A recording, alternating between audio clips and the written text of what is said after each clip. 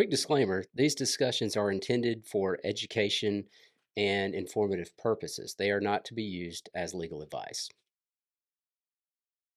Welcome to the 256. I'm JD, host of the 256 Investor Podcast. This is for both the seasoned investor building a portfolio of rental properties that wants to sharpen their skills and for the potential investor that needs to answer some questions and gain strategies to invest with confidence. We'll discuss all things investing, legal, tax planning, acquisitions, insurance, and of course, we'll discuss real-life experiences with 256 investors. Whether you live in the 256 or invest from afar, this is for you.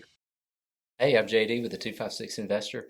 We have Natalie J., local appraiser, here with us today. Welcome, Natalie. Yeah, thank you. Thank you for having me. So tell us about your background in appraisals. Did you grow up in this, or is this something you came into after college? I did sort of grow up in this. My grandfather was actually an appraiser well before there was any licensing. Then my dad was an appraiser. Eventually, he trained my mother, so she was an appraiser. So I've been around it my whole life. I used to do the sticky directional things on their map and go to the drugstore to print off the photographs and then tape them down. It's old school. So um, I started training back in 2003. So I've been an appraiser since 2003. I've been out here in the Huntsville area since 2007. Where did you start? I started in back in Dallas. My parents trained me out there because that's where they always appraised, was back in the Dallas, Texas area. And so I learned out there, and then I came out here and brought the skill here. Okay. So Have you had your company since the beginning, or did you work under someone else? um, I have pretty much been on my own since when I first got here. It was just me. Okay. And I was like most appraisers at that time, and most appraisers that I know historically are just one man shops. There's a few here and there that work for firms and things, um, but I was on my own until 2015 when I started hiring, getting some help, learning about more things about leadership and delegation and things like that. I wanted to get some of my life back, and I was working about 80 hours a week doing everything from the beginning to the end of the appraisal process and handling all those orders, customer service, and everything. So in 2015 is when I sort of started changing my model. Today we have 6 appraisers that work for our company, and we have an office manager and a full support staff that supports the appraisers throughout the process. Okay, a little background with appraisals. There were not many rules, not many standards like back in the 80s. And Right. then after the savings and loan crisis in the late 80s, there were some uniform practices, some ethical standards put into place. So it's really only been like the last 35 years that there have been a set of standards to follow. And they've only strengthened since then. After the recession 08, 09, we had another big change to appraisal standards. So you've kind of lived through most I've, of that. I have. I've lived through most of that. Back in the 80s, I mean, I was a kid, so Hmm. I can't really speak to that other than just what I know about when interest rates were 14, 15, 16%. And at that time, my parents owned a firm, like I said, and they were able to go and do the networking like most business owners do. And you make your contacts, your relationships, and you get your work that way. So what was happening at that time was lenders, loan officers would find an appraiser that they would buddy up with, and they would get the number no matter what. Right. Well, that was part of what led us into the savings and loans crisis. So yes, the I there were a lot of things that started coming out after that, putting some more regulations on appraisers and trying to, like you said, make it more uniform. So I've been through the Dodd-Frank Act, and then uh, you know, we there's all kinds of stuff that we are doing now that keeps.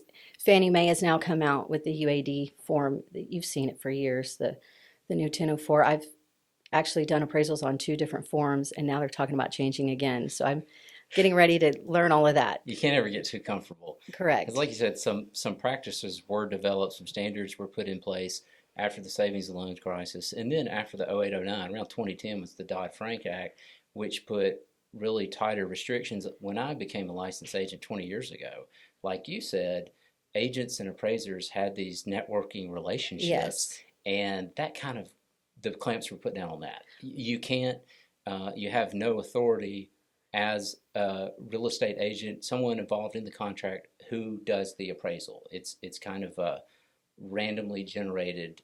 That's right. And it's designed to be that way on purpose because the appraiser is meant to be the only person involved in the transaction Independent, without, right, without anything they're trying to get out of it, right? right? It's They're supposed to just be there to, completely objective. exactly. So if you, um, if we're getting pressure to make a deal happen, that's not good. And that's the point of us being here. So a lot of times we are kind of the bad guy in this situation. Everybody sweats when a deal is happening. They sweat with the home inspection and the appraiser. And I try to just, talk to everybody and let them know it's okay. We're just try not to worry about it. It's just part of the process. But yeah, we're here to be completely independent, and we're supposed to not care if that deal closes or not. I can tell you that we're still human, so we do care in a lot of cases, but we still have to do our job.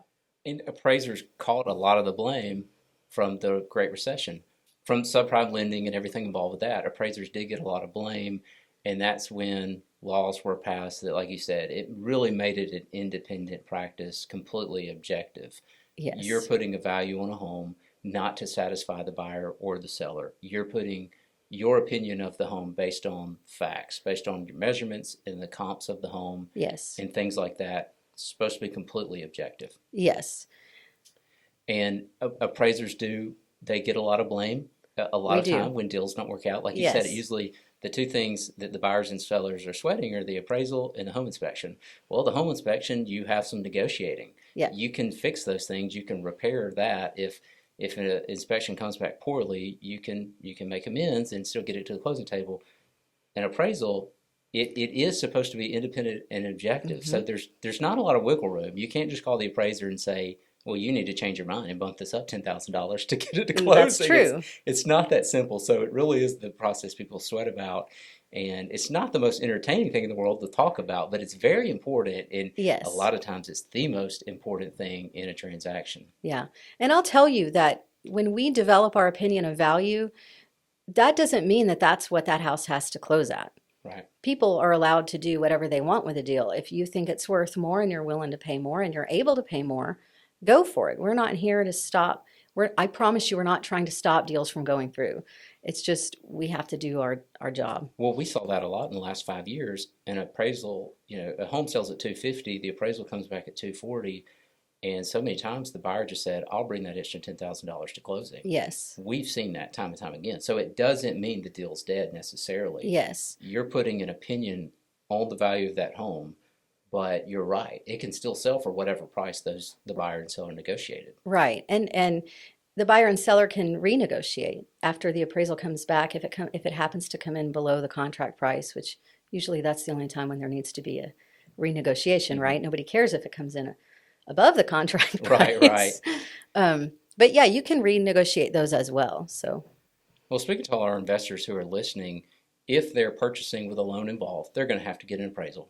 yes. And um, what are some things they need to be aware of? Speaking to people who live outside of our North Alabama area in a different state, what are they going to expect when that appraisal is ordered, and just what's the general process they're looking at? Well, I think the main thing, if you're using a traditional lender, we do appraisals for hard money lenders as well. Um, so those are usually, the hard money lending is usually a lot faster. Mm-hmm. So you get to close faster. I would say the biggest thing an investor needs to be aware of with traditional lending is just it takes longer. And it's not always us. It looks like it's us. You get the blame, no Yeah, matter that's what. right. That's right. They got to blame somebody, and we're here. So, um, usually, though, it's just the timeline. Like every lender has their own process with how they order appraisals. So some lenders actually do have their own panels, and they just have to stay compliant with the way that they rotate the appraisals. In other words, you can't choose a, a lender cannot choose a specific appraiser for a specific assignment. Right. Sometimes they'll go through the appraisal management companies, and that adds on extra time because now they're sending the order to them. The appraisal management company is now communicating with us, and it's just another party involved. With your investors, I would say that's probably the biggest thing with people just getting loans, refinancing or buying a house, whatever, for themselves. I always caution about government loans, VA, FHA, USDA, those types of, and this could come into play with some conventional loans with your investors. It's just much less often. It's, you have to worry because the appraiser has to call out if there's peeling paint, rotted wood, any kind of water coming into the house through windows or a roof leak, anything like that. If the roof looks worn, there's certain things that are more obvious. Like, we're not inspectors, so we're not nitpicking the house apart to see every piece of damage or thing that doesn't work. But we are looking for the bigger things that are a lot more obvious, and they have to do with the structural integrity and the soundness of the property. So I think that's the main thing. Yeah. And yeah, I've had feedback that involved flaky or chipping paint Yep. from windows, Yep. other areas of the home, rotted wood,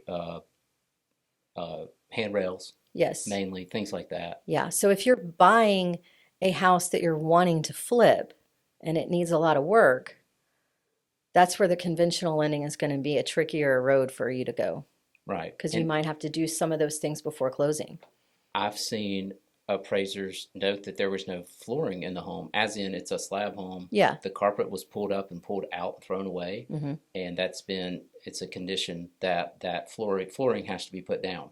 Not nice or decent flooring, just some flooring has to be put down over the slab. That has been correct. They've loosened the requirements on that. So a painted slab can count at this point. But any crawl space, anything that's going to have a subfloor, that's going to have to be covered with something. Sure. Yeah. So there are things, an investor can't just go out and purchase any home. They need to give some thoughts to how this is going to work with the appraisal. Yes, that is very true. Like I said, because if the house needs a lot of work, then it's going to be harder to get that through underwriting for any kind of conventional lending. And we have to call out those things. And in our office, like, let's require the bare minimum, right? Just put down what you have to and patch what's needed, and then you can go do your full rehab later. So we will work with investors if they end up with an appraisal that we've done, right? And we'll tell them exactly what you need to do to get it through your lender, or at least we try to. The underwriter is always looking at it over our shoulder and saying what they want after the fact as well. Right. And you would call those conditions subject to appraisal. Yes. Subject to appraisal. What about specific things like carbon monoxide detectors? So those are now required in Madison County since, I can't remember the year, but it's 2015, 2017, somewhere in that time frame. They are now required in any new construction. So I would say that it's kind of like having a smoke alarm. It's just a good idea to go ahead and do it. Right. Yeah. Those are some of the biggest flags I've seen is lack of carbon monoxide. If there's a garage involved, certain conditions of the home will require a carbon monoxide detector from what I've seen. Yes. Those are the things I've had conditions with, or like I said, lack of flooring on a slab home, things like that. But those are pretty easily correctable. They're not going to hold up a closing. They shouldn't. Yeah. Right. They shouldn't. Why would an investor who's paying cash for property and appraisal is not necessarily required to satisfy any lending requirements, what would be the benefit of them still obtaining one from an independent appraiser? Well, in my opinion, it's always a good idea to have an actual appraisal done, unless you are in the industry yourself and you have your own, you have a good handle on, like realtors, appraisers, whatever.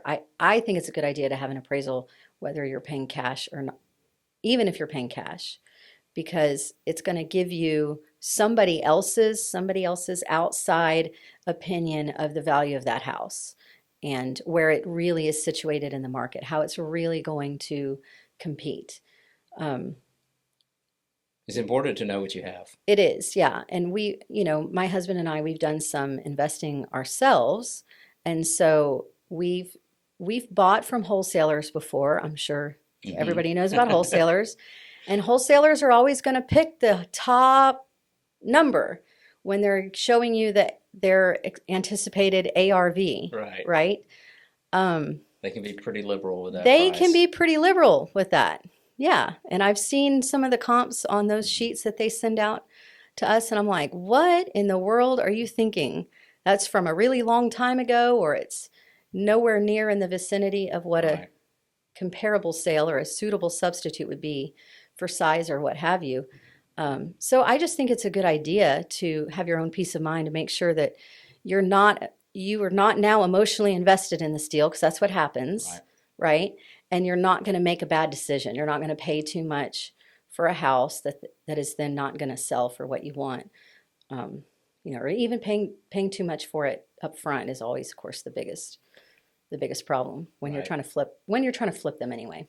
But it's a quick process because there's really no red tape involved. It's just a That's matter of right. the investor ordering the appraisal and they get it right back. And that is the thing, you get to choose your appraiser. Right. And When you get to choose. if you're a cash buyer and you want to have an appraisal, you get to choose your appraiser, and so you can choose one that you trust and is going to do a good thorough job and still give you an unbiased opinion of value. Right. So Being an investor, have you run into some instances where the estimated value was totally inflated or something was really off? You probably know it right offhand, as soon as you see the ad. But have yeah. you ever done a deep dive and then actually appraised the property to conclude that it's nowhere near what it was made out to be? Are you talking about specifically when they're buying it, like the as is value or the as repaired value, or either or? We'll go with as is value. Okay. I mean, I have seen where I've gone in and done my own deep dive for potential properties that we were going to do. And I'm like, yeah, no way. They're trying to sell it they're trying to tell you it's worth 75 now, but based on the condition it's in, it's worth like 50 Right. or 60. So yeah, you got to be careful. You got to be really careful. Yeah. Well, speaking of that, as an investor, what kind of advice would you give to investors just in general as they're looking? Because, wholesalers have become a really big part of our market, like Yeah. they have in every city like us that's Right. booming. What advice do you give overall to somebody who's just looking at those generic ads? I would say with the kind of business that you're in, it's high risk. Anything that you can do to mitigate that risk is going to be good for you. So although most realtors and maybe investors, I don't know, don't necessarily like the appraisal process, it tends to get in the way. It is a really good idea to have someone looking over your shoulder and to be conservative and to understand what their job is on the back end. So I talk to a lot of realtors as well, and I'm like, we're doing the same job, realtors and appraisers, coming up with the value of the house. We just do it very differently. And so as an investor, if you can look to the end where you're going to sell that house after it's fixed up, right? Mm-hmm. How is an appraiser going to look at it? It's a good idea to educate yourself as far as that piece goes, so that you can at least have a little bit of foresight in what might be coming down the road there at the end of the process. I don't know if that makes sense, but No, it does. I've had some interesting situations with appraisers recently that are things that I would never think of as a realtor, as an investor. I sold one a couple years ago, and the appraiser called me, which I always appreciate that they will call and say, "Where did you get your measurement for this home? Tell me how you got to it." And thankfully, I had a sketch that I could easily get to within a matter of seconds, and I gave her all the measurements. And she said, "Oh, that's it right there." She said, "You gave gross living space to it was a home with a garage, but they had built out drywall with heating and air. About a 400-foot part of their oversized garage was living space." She said, "If you have to cross unheated and cooled space to get to heated and cooled space, we cannot count that in the gross living space." that is And I correct. said, there's our difference right there. I wasn't trying to cheat or lie about the square Right, footage. you just didn't To know. me, it was gross living space. It Mm-hmm. was heated and cooled, and it had walls and a window and a closet Yep. and a door. And so it's little things like that that even today I see some of those and I go, I never knew that. Or Yeah. if you can get to living space by a covered breezeway, Mm-hmm. those are things that realtors and investors generally are not equipped to assign a value to.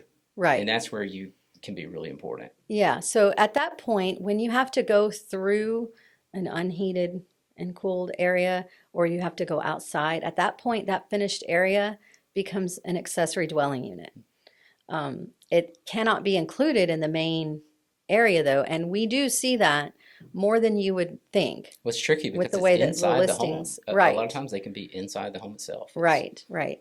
If it's all continuous, it's fine, but anytime there's a change, Yeah. it becomes something else. And those are tricky and they're not fun to deal with on the appraisal side because it's very difficult to go find houses that have a similar accessory dwelling unit, a similar finished space that's not continuous. Right. Those are not, they're out there. They're certainly out there. It's just the sales of them is very difficult to locate. And a lot of times they don't turn over very often. So there's not a lot of them that sell. Basements are another one that's really tricky in Alabama. Yes. I've had some where full gross living space, finished nicely, that anybody could live in, and the appraiser says, I can't give it value or I can't give it full value as gross living space. So that's interesting to me. Basements are always interesting to me. If they're not finished, clearly they're not going to be valued the same. Right. In our office, if a basement area is finished, similar to the above grade living area, we will generally give it the same weight. Unless when we're doing our analysis, it's like, no, you can't have it. But I don't know that I've ever seen that out here in the almost 20 years that I've been doing it. I have seen other appraisers count basement area differently. When I've reviewed appraisal reports, it's just, in my opinion, and when I've talked to realtors, I've talked to enough realtors to know that when you're selling a house with a basement, if the basement is finished the same as the upstairs, those buyers and sellers are counting all of that as living space. So if that's what they're doing, that's what we should be reflecting. The only time it's discounted is if it's not quite up to par. If you've got the drop ceilings and the upstairs does not, if you don't have any molding, if it's not heated and cooled the same. I've been in basements that's heated and cooled, but there's no sheetrock, and they want me to. It just looks like a garage or something, it's just concrete. It's not built out for a living space, but it is heated and cooled. That's going to be discounted. So it's just the level of how finished is it, and it can be discounted to different degrees. I had an interesting one a while back. An appraiser looked at a home and that had a sunroom attached to it that was well finished, but the inside of the home had been completely gutted and remodeled and was really nice. And the appraiser said, I can't count the sunroom, even though it's heated and cooled and it's a nice addition. It is not like kind to the rest of the home, which has been really well finished. Right. It's the first time I've had that term. It's not like kind to the rest of the home. So they gave it no value. That's another tricky one. They are tricky. Sunrooms are very tricky because, again, they can be a very wide range of quality of finish. So if it's really low quality, it's typically going to be put on there more as a closed porch. Okay. If it's high quality, you can count it. It's really difficult it can be really difficult to make those judgment calls, I'll just say. And each appraiser is going to do it on their own. So I can tell you one thing today, and you can see somebody handle it completely different tomorrow. Right. It's just hard. The sunroom has to be heated and cooled, and it needs to be finished as close to the rest of the house as possible to be given full value. Right. I just think those are really important things for an investor to keep in mind, because a lot of investors, they think that they're getting a great deal. A home is priced, low, comparable to the rest of the market, and it's because it has some of these features. Yes. That it's not comparable to a normal home. Right. Like you said, like kind. it has a funny layout, or there's a detached living space that's really not going to be considered part of the home's gross living space. Right. And I do think investors need to be really cautious when they're looking, especially from afar, Yes. and trusting a local real estate agent or somebody on their behalf Yes. to do their looking, to be aware of those things. And Because again, if a loan's involved, if they're getting a finance deal, they need to be prepared for this to pass appraisal. yes. Yes. And the appraisal can be, I know, tricky. And when it comes to those things, Well, unfortunately, a lot of times investors' agents aren't going to prepare them for these things that they need to look out for. yeah. Well, especially if the agent doesn't really know how they're handled. A lot of there's agents coming and going all the Oh, time sure. in this area. So obviously the ones who've been here longer, they've stuck around and they've Yeah. seen these things. So And they're going to know they this can home is not know. quite as valuable as you might think it is looking from California, on the Yes. website. So listen, if you've got an experienced agent, make sure you find one that you've got and that you trust, and then listen to them. That's the best advice I can give if Absolutely. you're investing from afar. Yeah. Absolutely. Well, yeah, talk a little bit more about your life as an investor and how you've been able to manage that alongside with running your business and everything. So, yeah, we haven't done a lot here recently in the last few years, It's been difficult. but we were more active before. And my husband, James, he handles most of the investment stuff. So I kind of stay in my lane doing the appraisal stuff, and he stays in his lane doing the investment stuff. And then on occasion, I look at the comps and things that they're looking at, and I'm like, because I'm an appraiser, I'm always going to be more conservative than your typical investor, I think. So I think that's probably the biggest thing that I would say is I frustrate him with my conservatism sometimes, but I would always rather call it low and then get to sell high, Right, make the big win, than go, oh yeah, we can sell it way up there, and then no, you cannot, right. and then take a loss. That's never fun. What's the market been like over the last 4 to 5 years compared to the 4 to 5 years Before that, as an appraiser? yeah, so the last 4 to 5 years has been really crazy with the market going insane from 2020 to 2022. And I'm telling you, we appraisers were like, I don't know what you people are thinking. You're paying too much. You're going too fast, and people were paying it, and you had to do whatever you could to get a house, Right. whether you were buying it just as a consumer or an investor. Mhm. And as an investor, it's a lot harder to find deals because people could just throw whatever house in whatever condition on the market and it would sell above asking price in a Absolutely. day. Yep. It was crazy. So that was interesting. That was really interesting. And then when in 2023 the market turned, and it's still turning. Right. It's still turning. There is definitely a leveling off. We've seen people don't believe us when we say that your house has not appreciated anymore in the last year or two. Right. They're having a hard time with that. And in some cases, especially in the last couple of years, we've gone in and done appraisals for like refinances that we did when they purchased it in 2022. And we're like, it's not worth that anymore. Right. So that's not by a lot, but that's always hard for us. We don't like to do that. We don't like to be the bearer of bad news. Well, things were so inflated. I mean, it's They were. impossible that. You couldn't keep up. Right. Prior to that, as an appraiser, it was just kind of a normal market. It was, and then as an investor, it was much easier to find deals, much easier.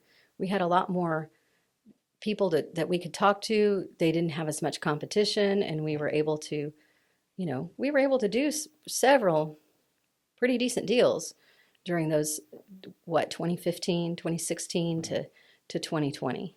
We definitely slowed down on the investment side after 2020. Of course, we had some personal things going on as well, so Yeah. but again, I've stayed in my lane the whole time. I just run my appraisal office. Sounds like a good team to me. Yeah. What's the average number of appraisals you do now during the boom period compared to more of like a 2015? Yeah. So in my business, I was on an increase from 2007 when I started out here all the way up until 2023. Mm. We increased every year Wow. steadily. In 2021 and 2022, our average number of appraisal orders a month was over 400. Wow. We were doing a lot. I mean, there was a lot of activity going on. And then in 2023, of course, like everybody else, we took a big hit. Yeah. So we lost about 40% of our business in 2023. That hurt. That was not fun.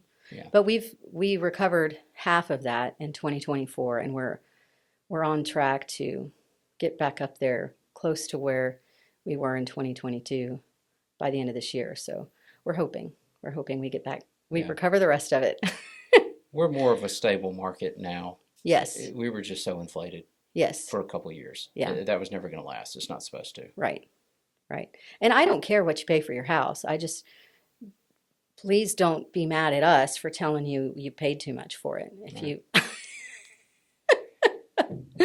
I think one area, appraisal standards have changed. You can correct me if I'm wrong, but it seems like there is more emphasis on the finishes of the home. The appliances, the finishes, like you said, crown molding, does it have granite? There is yes. some weight given to that, where it seems like 20 years ago, that wasn't a part of the process. Well, so let me tell you about that. It was supposed to be part of the process. The thing that I've learned, though, and that all of us appraisers really learned, is that each appraiser was rating their properties based on their market. So, what Fannie Mae wanted to do was make everything more uniform. So, they came in with the quality and condition ratings, but I'm going to talk about quality here. Okay. So, they go from quality 1 to quality 6. So, 1 is think out in like Los Angeles, Hollywood. You're talking high-end celebrity homes that are 10,000 plus square feet. They're estates. They have their own stables and their own bowling alley, and they might have their own football field. I mean, these are immaculate, high-quality homes. In Huntsville, Alabama, how many of those do you see? None. So, and then you go all the way down to a quality 6, which is not habitable year round. Okay, so think a shack like over an ice fishing hole or Right. something. So, what Fannie Mae and Freddie Mac were trying to do was to train all the appraisers to look at houses individually, not based on just your market. Mhm. So, an appraiser might say, oh, this is a good quality. Well, it's good quality for your market. But if you look at the whole country, it's more average, right? Or more basic. So that is how all of that came about, is we were doing the assessment in our market, but they wanted us to look out here Uh-huh. and give an assessment. Where does that fit in the nation, sort of, so that they can have all of their data set the way that they want it and get it more cleaned up. And so we had to get on board with that and learn what they were talking about. Because if you're appraising in Huntsville, Alabama, you have no idea really what these Q1 homes Right. look like. I've had a couple out here that I've called a Q1, but they're very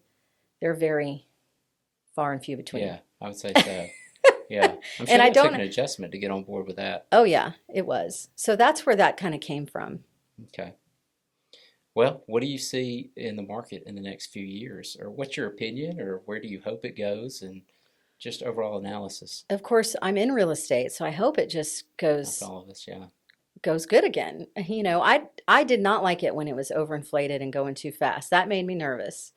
I took a break for like 2 years from selling anything. It was Yes, just, yes. it wasn't So what I liked to I do. like a good, stable, steadily climbing market. That is what I like. Mhm. I have no idea what we're going to see. I don't have a crystal ball. I think that it will continue to improve. Of course, as the economy improves, the real estate market improves. I don't even know, the real estate market might lead the economy in some ways. I don't know. Housing, I know, is a big part of it. So, Yeah, I mean, given that it was on a steady incline, like you said, from '07 to 2015 or 2018, yeah, 2019. yeah, Yeah. there's a pretty good chance we're going to be fine. Yeah. I don't think it's doom and gloom. No, It's just not what it was. no. I mean, 21, we may have a 22. little bit more of a dip. I really don't think we're going to have much of a dip. In 2007, 2008, 2009, when we had that recession and the whole country was struggling, Huntsville was very insulated. Just so you know, Yeah. we did not see people held on to their homes. They did not dump them. Right. The only people who dumped houses here at that time was investors, out-of-state investors, because they don't have That's right. they don't have a they're just moving their money. They're doing what they need to do to watch out for them. And so when you had a lot of investors getting rid of properties, yeah, that hurt the one section of the market for a little while. But it's recovered nicely. So Yeah. I think now's the time to be on the hunt for, yeah, I for think so investment too. properties. I will tell you that we have started seeing more foreclosure appraisals. Oh, yeah? I built my business on foreclosure appraisals in 2008 and 9, and then I didn't see any for a Right. while. Of course, there was a moratorium on them, and now I'm starting to see them every week again throughout the area. So Yeah. hopefully that means there's some more opportunities coming up for your investors. Yeah. I think a lot of people are fearful Yeah, just because of nationwide, but I think it's the time to really go out and look for some good properties to snag right now in Huntsville, yeah, in Madison County. I think you're right. We still have a lot of people coming in. Yep. It's a good little secret. It's not such a It's secret not a secret anymore. anymore. People have figured it out and they're moving in. Yeah, it's not a secret anymore, but I do think it's a great time to go out and buy, and hopefully they'll run across your company at some point during the process. Yeah, we're always happy to help. I love talking to realtors and anybody who has appraisal questions. I like to educate, and I like to break down the barrier between appraisers and everybody else in the real estate industry. Yeah, it's always the most difficult relationship to maintain. Yeah. And I appreciate you coming on here and giving some insight into what you do and some of the conflicts involved between all the different parties. Yeah. And but you're at the end of the day, you've got a job to do the right way, and Yeah. that's how it's supposed to be done. We do. We spend a lot of time learning how to do this job the right way, and it's not easy, but we stick it out. Right, right. Well, you're not an enemy. You're part of the process. Right, that's right. So, well, I really appreciate it, Natalie. This has been really good, informative, and educational. I appreciate you coming by. All right. Thank you. Thank you for you. having me. Thanks again to Natalie J. for joining us from Definitive Valuations. You can find Natalie at definitivevaluations.com. For Natalie, I'm JD. My time's up. I thank you for yours. This podcast is proudly sponsored by 256 Realty, investors helping investors. Big thanks to our production team at AVO Multimedia Services for producing, editing, and providing the music that brings this podcast to life. If you enjoyed this episode, be sure to subscribe or follow the podcast on YouTube, Spotify, Apple, or wherever you get your podcasts. We'd love it if you did a comment, review, and rating. It really helps us grow and continue to bring you valuable content. And of course, don't keep all this to yourself. Investors love sharing good knowledge. If you enjoyed this episode, share it with a friend who's ready to level up their investment game. To catch more episodes and video content, visit our YouTube channel at 256 Investor. Want to get in touch? Visit our website at 256realty.com. We'd love to hear from you. Until next time, keep investing wisely, and we'll catch you in the next episode.